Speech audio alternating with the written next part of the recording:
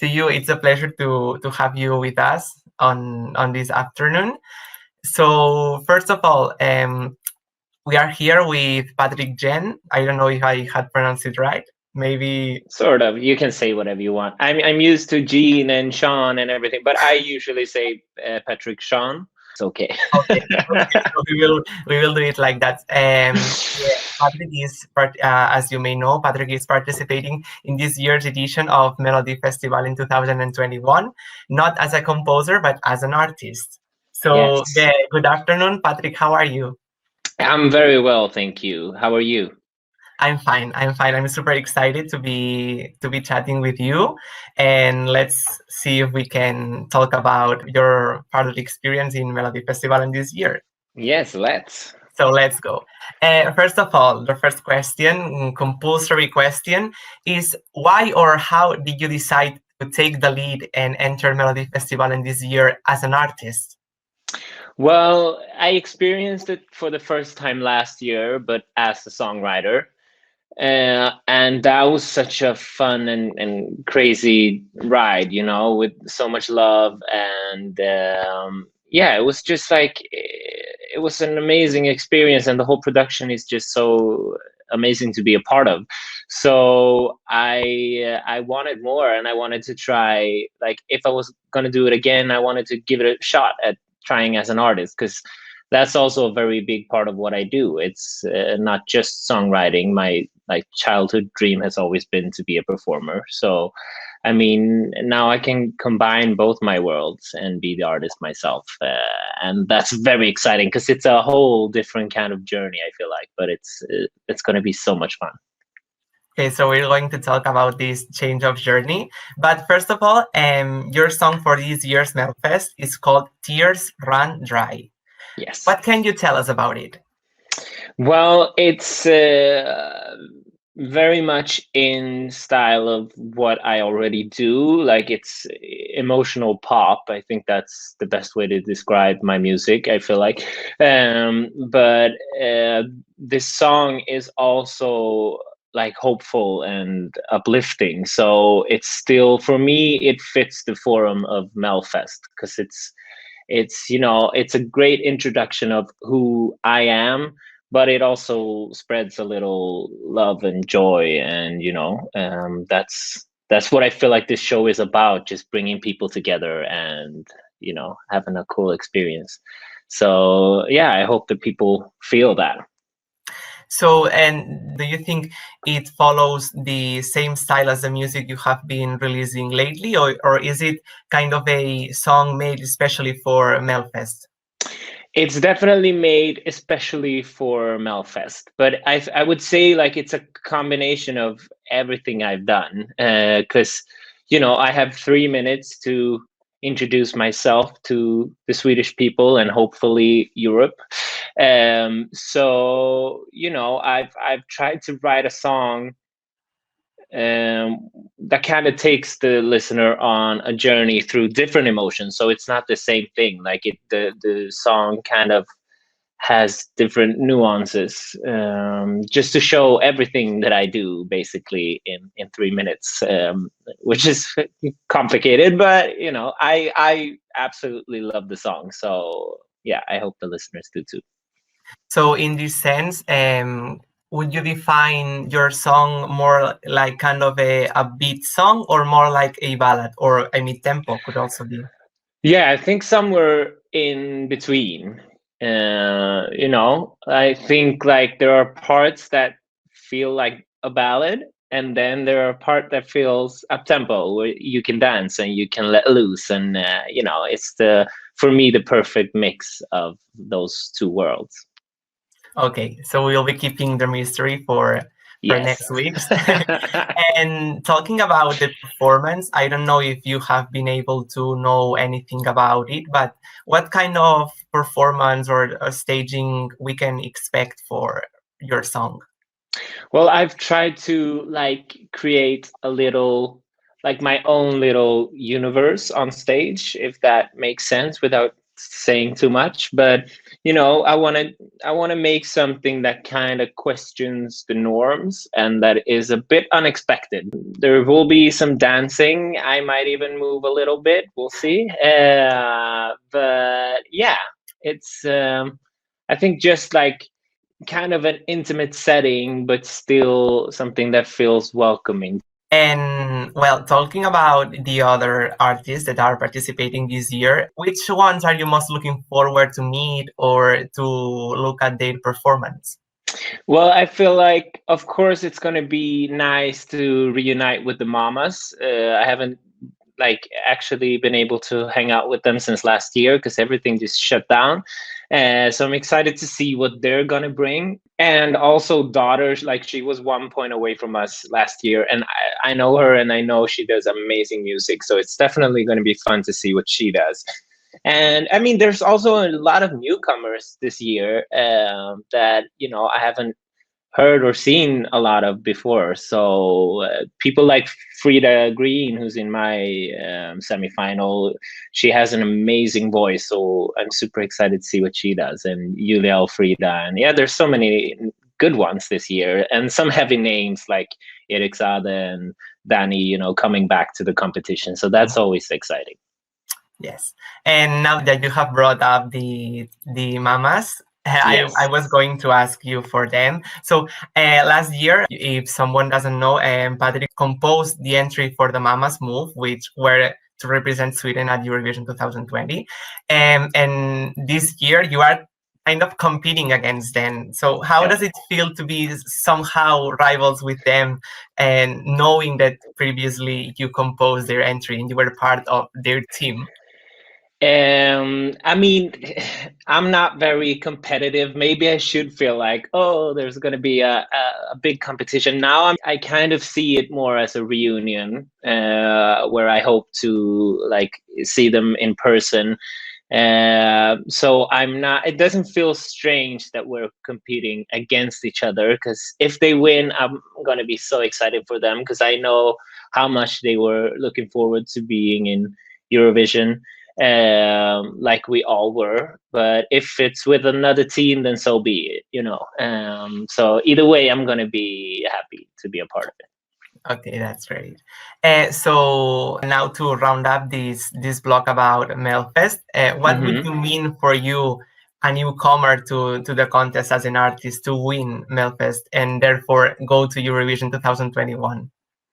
It would mean everything. It would be insane because it's been a dream of mine for a long time. So I would be so proud to represent Sweden in Eurovision. It's always hard to kind of break through when you're new. So I mean, that would just be the best compliment ever to my songwriting and my artistry, if people believed in it that much that they could send someone completely new. So we will be rooting for you on your semifinal, hopefully. And now we want to talk about your journey in Melodifestivalen in 2020 as a composer.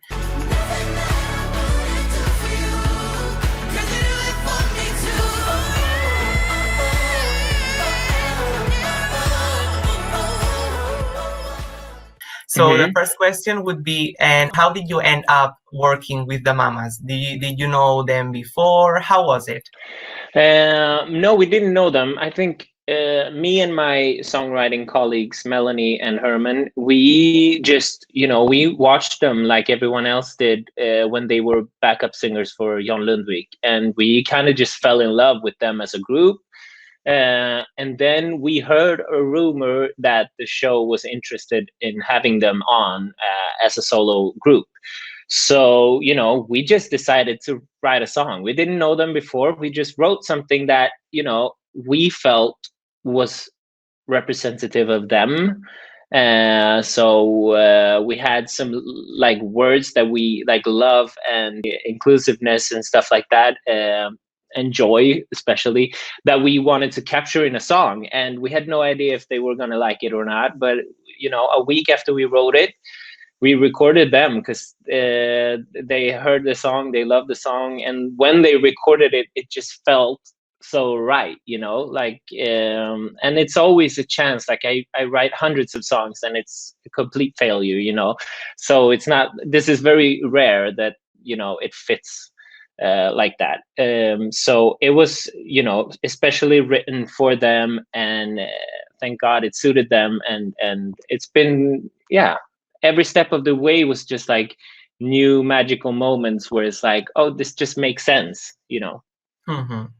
So, talking about experience, your personal experience, how does it feel to live Melodifestivalen from a composer way, not an artist? Yeah, well, I mean, I think not as much pressure, once the competition starts. As a composer, I've sort of done my job, and it's up to the artist what they do with that material.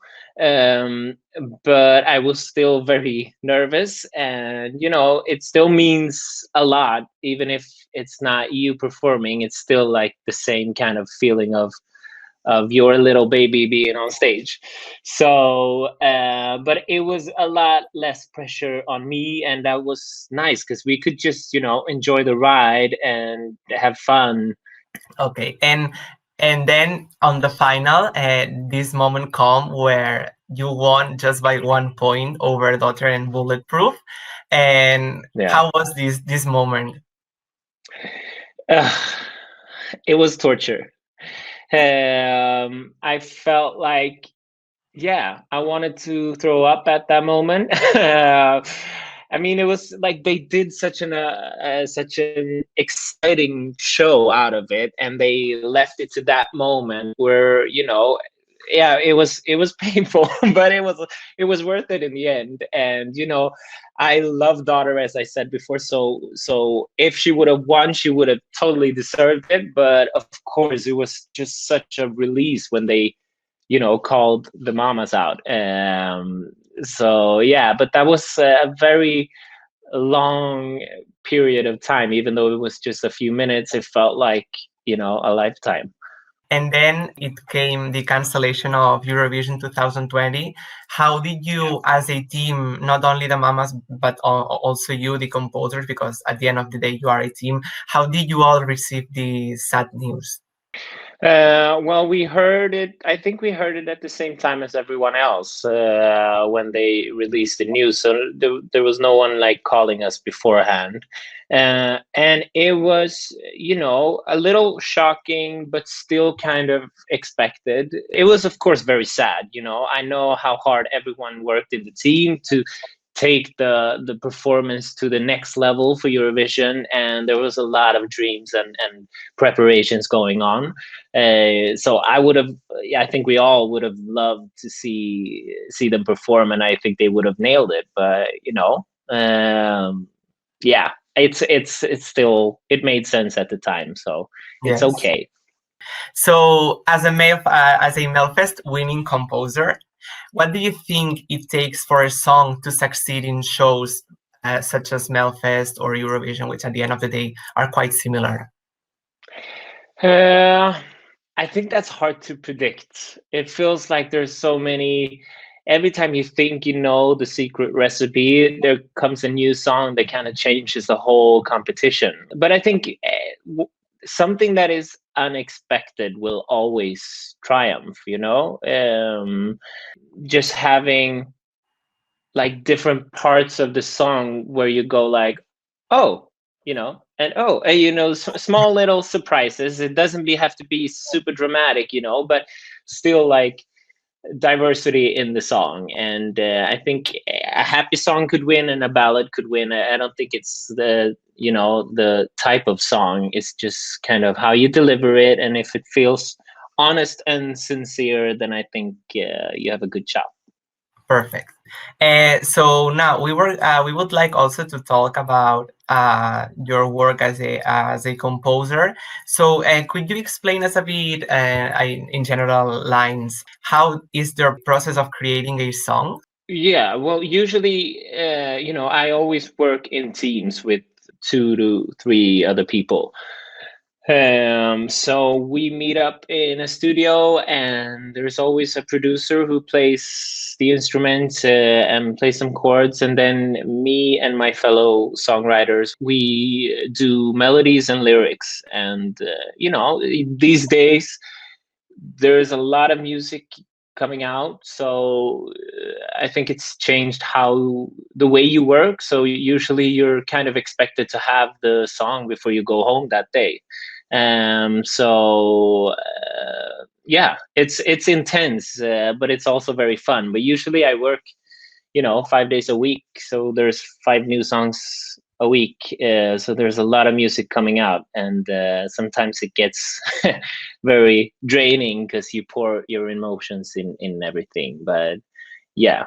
Okay, so whenever you are composing or creating melodies or whatever, where do you take the inspiration from?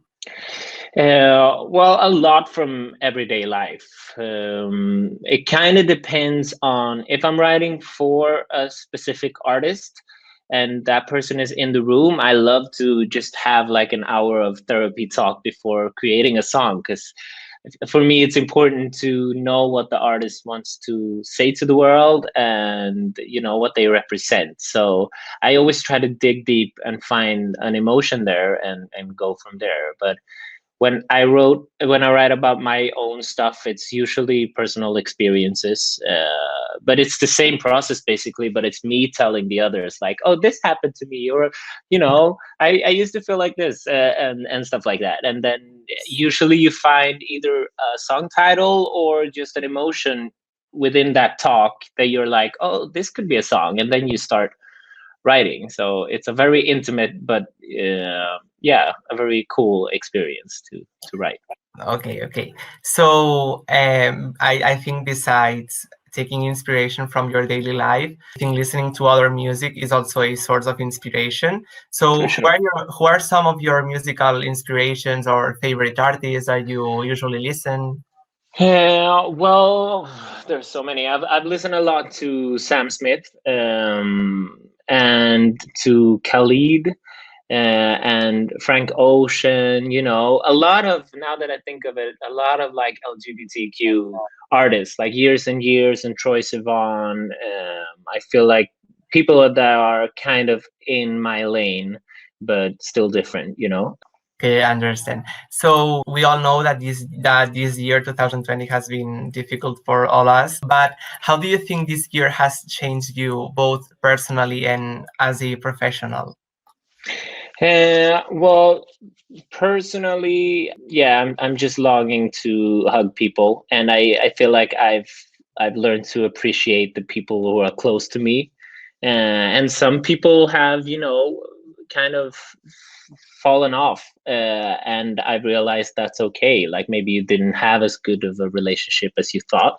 So a lot of new friendships and friendships that you've lost. And professionally, I've taken this time focusing on my artist stuff, because that's what I've been able to control during this period, just writing music for myself and realizing what's important. And right now I feel like it's my time to kind of do my singing. So it's definitely been a year full of reflections. Okay. Yeah. So now to round up this interview, could you tell us some of your favorite Melodifestivalen entries? In the Swedish one? Yes. Yeah. Well, I have, like, my first memory is actually Charlotte Perrelli. Take me to your heaven, hold on to a dream. But she was called Charlotte Nilsson then, and she won Eurovision, and I was like 8 years old, in front of the television, just practicing her moves and, dreaming of being there one day. And now she's competing against me, which is crazy. But, and all the Swedes are so proud of Euphoria, for example. Like, that was such a epic moment. Yeah. Oh my God, there's so many good ones. Last year, of course, was was my favorite moment for sure. But there's always such a good mixture of fun acts and, very serious singers. So yeah, I love the spread in Melodifestivalen. So for me, that's all. That's all the questions that we have prepared for you. So to Amazing. finish this interview, would you like to send any message to the fans that will be watching you in your semifinal and hopefully the final? Sure. Yeah, I just want to say thank you so far for all the support, and I hope to do you proud, and I hope you feel the love that me and my dancers will try to spread on stage. Yeah. Perfect. So thank you so much for taking your time. Thank you. Mucho gusto. Gracias, gracias. Nos vemos.